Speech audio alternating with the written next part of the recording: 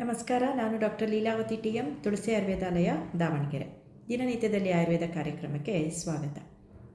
Last ವಿಡಿಯೋದಲ್ಲಿ ನಾನು ಶರದ್ ಋತುವಿನಲ್ಲಿ ವಿರೇಚನ ಮಾಡಿಸ್ಕೊಳ್ಳೋದ್ರ ಬಗ್ಗೆ ಒಂದು ವಿಡಿಯೋ ಮಾಡಿದ್ದೆ. ತುಂಬ ಜನಕ್ಕೆ ಕ್ವೆರಿ ಏನು ಅಂತಂದರೆ, ವಿರೇಚನ ಅಂದರೆ ಏನು ಅಂತ ಹೇಳಿಬಿಟ್ಟು. ವಿರೇಚನ ಅನ್ನೋದು ಆಯುರ್ವೇದದಲ್ಲಿ ಹೇಳಿರುವಂತಹ ಒಂದು ಪಂಚಕರ್ಮ ಥೆರಪಿ. ಪಂಚಕರ್ಮ ಅಂತ ಹೇಳಿದರೆ 5 ಮೇನ್ ಪ್ರೊಸೀಜರ್ಸ್ನ ಹೇಳಿದ್ದಾರೆ ನಮ್ಮ ಆಚಾರ್ಯರು. ಅದರಲ್ಲಿ ವಮನ, ವಿರೇಚನ, ಬಸ್ತಿ, ನಸ್ಯ, ರಕ್ತಮೋಕ್ಷಣ, ಈ ರೀತಿ 5 ಪ್ರೊಸೀಜರ್ಸ್ ಇದೆ. ಅದನ್ನು ಪ್ಯೂರಿಫಿಕೇಟರಿ ಪ್ರೊಸೀಜರ್ಸ್ ಅಂತ ಹೇಳ್ಬೋದು. ಏನು ಪ್ಯೂರಿಫಿಕೇಟರಿ ಪ್ರೊಸೀಜರ್ಸ್ ಅಂತಂದರೆ, ನಾವು ದಿನನಿತ್ಯದಲ್ಲಿ ಊಟ ಮಾಡುವಂಥದ್ದಿಂದ ಇರ್ಬೋದು, ಉಸಿರಾಡುವಂಥ ಗಾಳಿನಲ್ಲಿರ್ಬೋದು, ಅಥವಾ ತಿಂತಾ ಇರೋ ಆಹಾರದಲ್ಲಿ ಇರ್ಬೋದು. ಪ್ರತಿಯೊಂದರಲ್ಲೂ ಇವಾಗ ಕಲುಷಿತ ಜಾಸ್ತಿ ಆಗಿರುತ್ತೆ. ಮತ್ತು ಎಷ್ಟೋ ಸರಿ ಏನಾಗುತ್ತೆ ಅಂತ ಹೇಳಿದರೆ, ಆ ಒಂದು ತಗೊಂಡಿರೋ ಅಂಥ ಆಹಾರ ಸರಿಯಾಗಿ ಡೈಜೆಸ್ಟ್ ಆಗ್ದಲೇ ಇದ್ದಾಗ, ಅಥವಾ ನಾವು ತಗೊಂಡಿರೋ ಅಂತಹ ಬೇರೆ ಬೇರೆ ಆದಂತಹ ಟಾಕ್ಸಿಕ್ ಸಬ್ಸ್ಟೆನ್ಸಸ್, ಈಗ ಉಸಿರಾಡೋದ್ರಿಂದ ಗಾಳಿಯಲ್ಲಿರುವಂತಹ ಕಲುಷಿತ ವಸ್ತುಗಳಿರ್ಬೋದು, ಅಥವಾ ನಾವೀಗ ಫಾರ್ ಎಕ್ಸಾಂಪಲ್ ಪ್ಲಾಸ್ಟಿಕ್ ಬಾಟಲ್ಸಲ್ಲಿ ನೀರು ಕುಡಿತೀವಿ, ಆ ಮೈಕ್ರೋ ಪ್ಲಾಸ್ಟಿಕ್ಸ್ ಎಲ್ಲ ನಮ್ಮ ಬಾಡಿಗೆ ಹೋಗಿರುತ್ತೆ. ತುಂಬ ಪರ್ಫ್ಯೂಮ್ಸ್ನ ಯೂಸ್ ಮಾಡ್ತೀವಿ, ರೆಸ್ಪಿರೇಟ್ರಿ ಥ್ರೂ ಟಾಕ್ಸಿನ್ಸ್ ಹೋಗಿರುತ್ತೆ. ತರಕಾರಿಗಳನ್ನು ತಗೊತೀವಿ, ಅದಕ್ಕೆ ತುಂಬ ಫರ್ಟಿಲೈಸರ್ಸ್ನ ಸ್ಪ್ರೇ ಮಾಡಿರ್ತಾರೆ. ಸೊ ಈ ರೀತಿ ಪ್ರತಿಯೊಂದು ಹೆಜ್ಜೆ ಹೆಜ್ಜೆಗೂ ನಾವಿವತ್ತು ಹೇಗಿದ್ದೀವಿ, ನಮ್ಮ ಪ್ರಪಂಚ ಹೇಗಿದೆ ಅಂತಂದರೆ, ಪ್ರತಿ ಹೆಜ್ಜೆನಲ್ಲೂ ನಮ್ಮ ಶರೀರಕ್ಕೆ ಬೇಕಿಲ್ದಲೇ ಇರುವಂತಹ ವಸ್ತುಗಳನ್ನು ನಾವು ಬಾಡಿಗೆ ತಗೊಂಡಿರ್ತೀವಿ. ಅದು ಎಷ್ಟೋ ಸರಿ ಏನಾಗಿರುತ್ತೆ, ಬಾಡಿಯಿಂದ ಹೊರಗೆ ಹೋಗಿರೋದಿಲ್ಲ. ಅದನ್ನೇ ನಾವು ಟಾಕ್ಸಿನ್ಸ್ ಅಂತ ಕರಿತೀವಿ.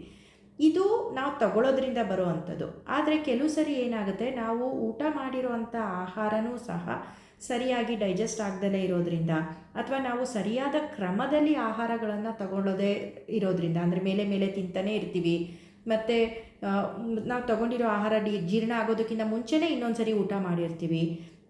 ಈ ಥರ ಎಲ್ಲ ಮಾಡೋದ್ರಿಂದ ಏನಾಗುತ್ತೆ, ಬಾಡಿನಲ್ಲಿ ಅನ್ವಾಂಟೆಡ್ ಸಬ್ಸ್ಟೆನ್ಸಸ್ ಜಾಸ್ತಿ ಆಗ್ತಾ ಹೋಗುತ್ತೆ. ಅದನ್ನೇ ನಾವು ಟಾಕ್ಸಿನ್ಸ್ ಅಂತ ಹೇಳೋದು. ಸೊ ಈ ಥರ ಟಾಕ್ಸಿನ್ಸು ಡೆಪಾಸಿಟ್ ಆಗಿಯೇ ನಮಗೆ ಬೇರೆ ಬೇರೆ ರೀತಿಯಾದಂತಹ ಕಾಯಿಲೆಗಳು ಬರಲಿಕ್ಕೆ ಶುರುವಾಗ್ತದೆ. ಅದಕ್ಕೆ ನಮ್ಮ ಆಚಾರ್ಯರು ಏನು ಹೇಳಿದ್ದಾರೆ ಅಂತಂದರೆ, ಋತುಶೋಧನ ಅಂತ ಹೇಳ್ತಾರೆ. ಋತುಶೋಧನದಂತಂದರೆ ಯಾವ ಯಾವ ಋತುಗಳಲ್ಲಿ ಕೆಲವೊಂದು ದೋಷಗಳು ಯಾವುದು ಅಗ್ರಿವೇಟ್ ಆಗಿರುತ್ತೆ ಅಥವಾ ಜಾಸ್ತಿ ಆಗಿರುತ್ತೆ, ಅಂತಹ ದೋಷಗಳನ್ನು ಶರೀರದಿಂದ ಹೊರ ಆಗಲಿಕ್ಕೆ ಮಾಡುವಂಥದ್ದೇ ಋತುಶೋಧನ. ಸೊ ಅಂಥದ್ರಲ್ಲಿ ಈ ಒಂದು ಶರತ್ ಋತುವಿನಲ್ಲಿ ಪಿತ್ತನ ಹೊರಗೆ ಹಾಕ್ಬೋದು, ಮತ್ತು ವಸಂತ ಋತು ಅಂದರೆ ಮಾರ್ಚ್ ಏಪ್ರಿಲಲ್ಲಿ ಕಫದೋಷವನ್ನು ನಾವು ಹೊರಗೆ ಹಾಕಲಿಕ್ಕೆ ವಮನ ಚಿಕಿತ್ಸೆಯನ್ನು ಮಾಡ್ಬೋದು. ಅದೇ ರೀತಿ ಮಳೆಗಾಲದಲ್ಲಿ ವಾತದೋಷ ಜಾಸ್ತಿ ಆಗಿರುತ್ತೆ, ಅದನ್ನು ನಾವು ಹೊರಗೆ ಹಾಕಲಿಕ್ಕೆ ಅಥವಾ ಕಂಟ್ರೋಲಲ್ಲಿ ಇಡಲಿಕ್ಕೆ ಬಸ್ತಿ ಚಿಕಿತ್ಸೆಯನ್ನು ಮಾಡ್ಬೋದು. ಈ ರೀತಿ ನಮ್ಮ ಶರೀರದಲ್ಲಿರೋ ಅಂತಹ ಬೇಡವಾದಂತಹ ವಸ್ತುಗಳನ್ನು ಶರೀರದಿಂದ ಹೊರ ಆಗಲಿಕ್ಕೆ ಮಾಡೋ ಅಂಥದ್ದೇ ಪಂಚಕರ್ಮ ಥೆರಪಿ. ಸೊ ಅಂಥದ್ರಲ್ಲಿ ವಿರೇಚನ ಒಂದು ಥೆರಪಿ. ಈ ವಿರೇಚನ ಚಿಕಿತ್ಸೆನ ನಾವು ಮೇಯ್ನಾಗಿ ಪಿತ್ತಕ್ಕೆ ಸಂಬಂಧಪಟ್ಟಂತಹ ರೋಗಗಳಲ್ಲಿ ಮಾಡ್ತಾ ಹೋಗ್ತೀವಿ. ಮತ್ತು ಶರದ್ ಋತು ಏನಿದೆ, ಆ ಒಂದು ಶರದ್ ಋತುವಿನಲ್ಲಿ ಪಿತ್ತ ಜಾಸ್ತಿ ಆಗಿರುತ್ತೆ.